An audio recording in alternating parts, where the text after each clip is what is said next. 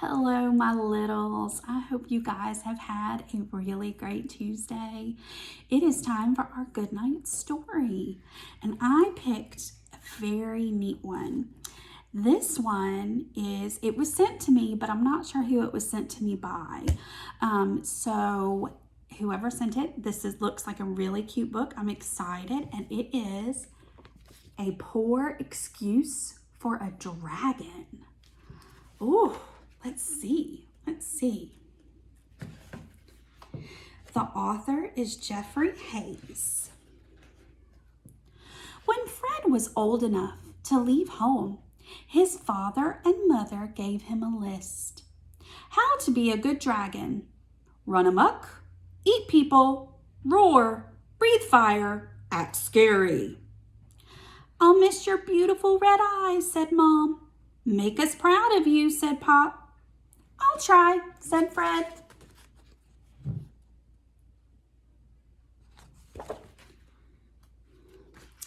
At noon, he came to a wide green field, and it looked like the perfect place to run amok. Fred began running in circles. He waved his arms. He roared and knocked over haystacks, but it only made him dizzy. He had to lie down for a few minutes. Soon, he smelled something yummy. "Where is that smell coming from?" said Fred. He went to find out.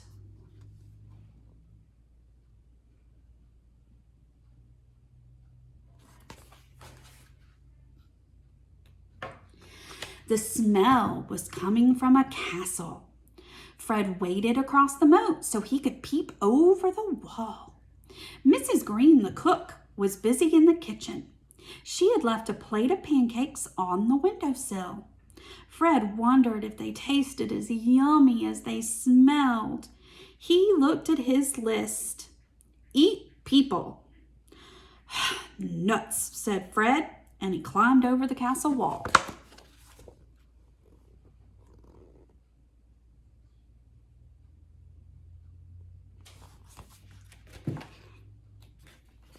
When Mrs. Green came into the garden to pick strawberries, Fred jumped in front of her and roared. Mrs. Green got a look on her face.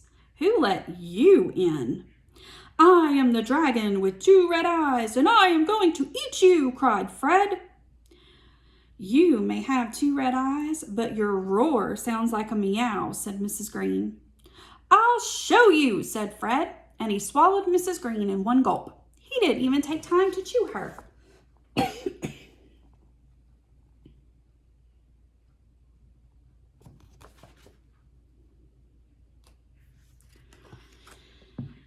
"Let me out at once, or I'll tell the princess," said Mrs. Green. "Won't," said Fred. He heard someone coming. It was Princess Vinegar. "Yoo-hoo, Mrs. Green, when will brunch be ready?" she called. Fred hid in the bushes. He checked his list. Breathe fire. This will be fun, thought Fred.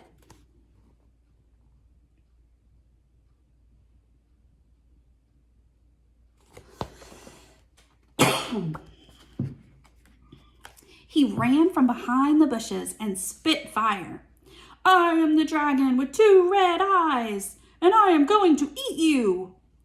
Princess Vinegar giggled. "You may have 2 red eyes, but your fire looks like a birthday candle." "I'll show you," cried Fred, and he swallowed Princess Vinegar in one gulp. He didn't even take time to chew her. "So you're in here too, Mrs. Green?" "So you're in here too?" Mrs. Green said when she saw the princess. Mrs. B got a little mixed up there.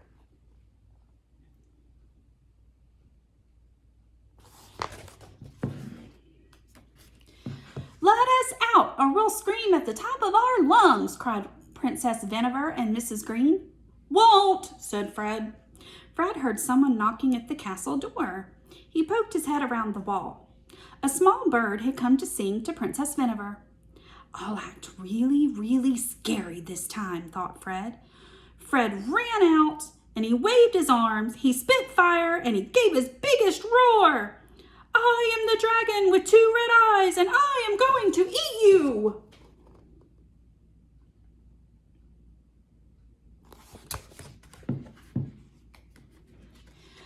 You may have 2 red eyes, said the bird, but you don't scare me. I'll show you, said Fred, and he swallowed the bird in one gulp. It was getting really crowded inside the dragon's tummy. He'll be inviting the squirrels in next, said Mrs. Green. This stinks, said Princess Vinegar. Now I'll never get my pancakes. She looked so sad that the bird sang a song to cheer her up. Stop singing, said Fred. I'm trying to be scary. Won't, said the bird. Suddenly, Fred didn't feel so good. He wandered into the forest, sat under a tree, and groaned. The Hooty Witch, who had been up all night inventing spells, was trying to take a nap. She ran out of her cottage, waving her arms. Go groan somewhere else, said the Hooty Witch. I need my rest. I can't, said Fred. My tummy hurts. I have something that will help, said the Hooty Witch.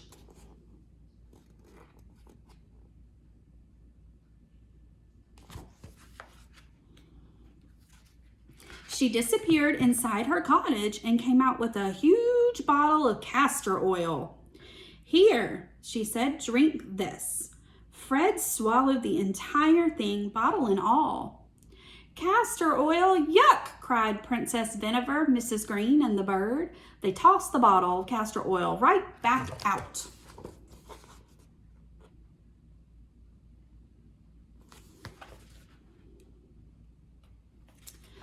What on earth is that? Asked the Hooty Witch. Fred told the Hooty Witch the whole story. No wonder your tummy hurts, she said. Castor oil won't help. We need to go see the giant. Oh no, cried Princess Vinegar, Mrs. Green, and the bird. Not the giant. It's for your own good, said the Hooty Witch. I suppose swallowing us was for our own good too, said Mrs. Green.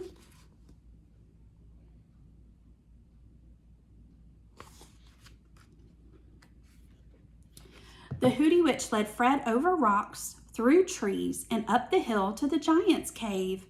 The giant was in the middle of playing checkers with himself and didn't like being bothered. This better be worth my time, he said.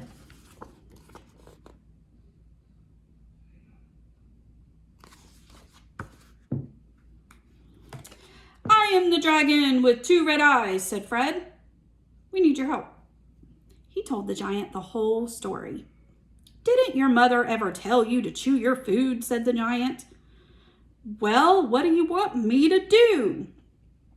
Could you reach down in my throat with your long arm and pull everybody out? Asked Fred. I can try, said the giant, but if you bite my arm off, you'll soon be the dragon with 2 black eyes.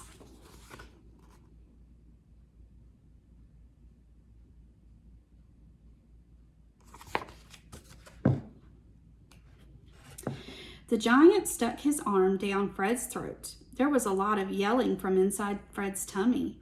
The giant pulled his arm back out. This won't work, cried Fred. You're choking me. We had better go see John Little, said the giant. He's the smartest boy I know.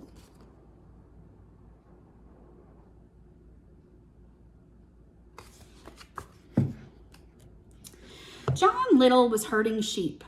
Why didn't I just eat a sheep, said Fred. I'm sure that would have agreed with me. Sheep are yummy, said the giant. I like mine with a little mint sauce.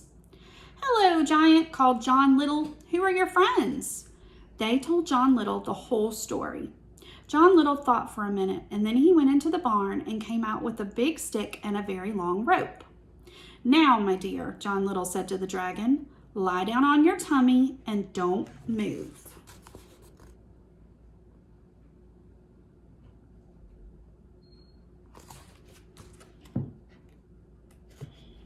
As soon as Fred lay down, John Little propped his mouth open with a stick, and he tied one end of the very long rope to a tree. He tied the other end around his waist.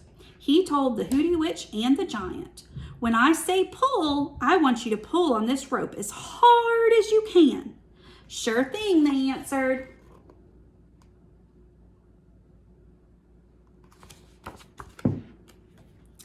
John Little crawled into Fred's mouth and down his throat. He found Princess Vinegar, Mrs. Green, and the bird huddled in a corner. "There's no more room in here," said Mrs. Green, "so you better crawl right back out." "I plan to," said John Little, "and I'm going to take you all with me." "What a hero!" cried Princess Vinegar. "Suppose the giant eats us," said the bird. "The giant is a friend of mine," said John Little. "He won't eat you, and if he does, you'll be no worse off than you are now." Everyone agreed.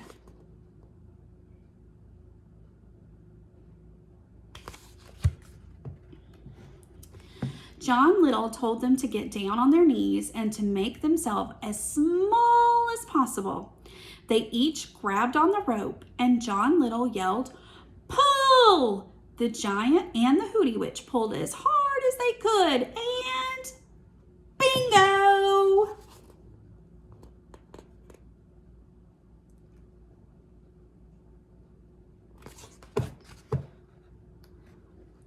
In no time, everybody was sitting on the grass outside. The bird was so happy he composed a song on the spot. "Oh, that feels better," said Fred. "I'm sorry I swallowed you. I made a real mess of things. I guess I'm a poor excuse for a dragon." Mrs. Green pulled Princess Vinegar aside, and they began whispering. Fred tried to listen. He heard Princess Vinegar say, "Well, it's worth a shot."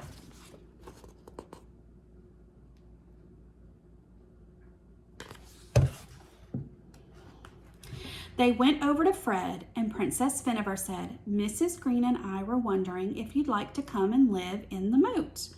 I've been pestering Mrs. Green for a house dragon, and you would be perfect." "But my roar is like a meow, and my fire is like a birthday candle, and I'm not scary," said Fred. "Nonsense! How many dragons have such scary red eyes?" said Mrs. Green. Fred hadn't thought about that. "Will I get pancakes?" asked Fred. "As many as you like," said Princess Vinegar. "Then I'll do it," said Fred.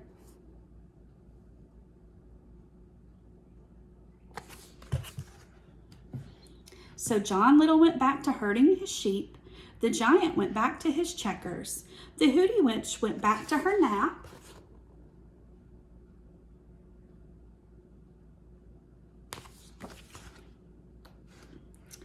Fred gave up running amok to live in the moat. Mrs. Green cooked more pancakes, and everybody was happy.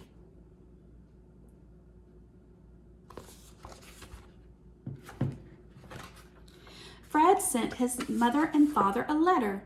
"Dear Mom and Pop, you will be very proud of me. I have a job as a house dragon. I protect the castle with my 2 red eyes.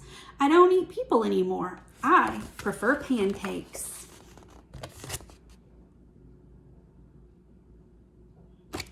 That was a pretty good story, wasn't it? Sweet Fred. Fred wanted to be a house dragon and have pancakes.